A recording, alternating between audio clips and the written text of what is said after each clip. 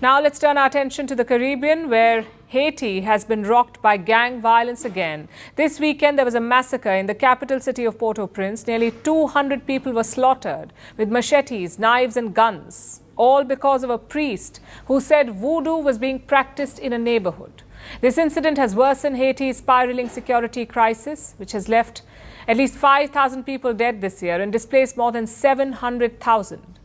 But why is the Haitian government failing to control these violent gangs, and what will become of this crisis? Here's a report. This is Wharf Jeremy, a sprawling slum in Haiti's capital city of Port-au-Prince. It's one of the poorest, most densely populated and violent neighborhoods in the Caribbean nation.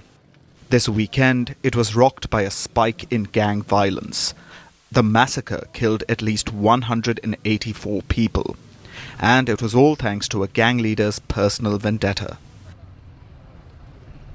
His name is Monel Felix. His son had a fatal illness, so Felix consulted a priest who blamed voodoo for the child's illness.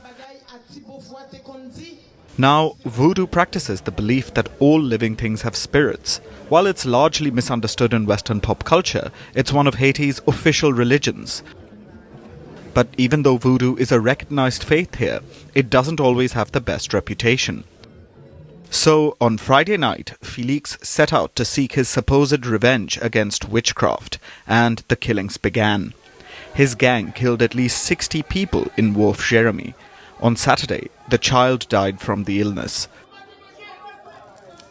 So, grieving or not, gang members paid the neighborhood another visit.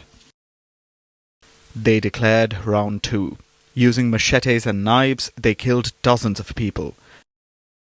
Most of the victims were over the age of 60. Older people who practiced voodoo were targeted and slaughtered.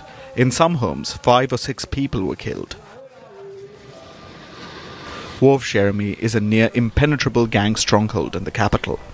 The police generally don't go there, and law enforcement is severely lacking. So people from outside the neighborhood, like motorcycle and taxi drivers, intervened to save people, but they too were gunned down and killed.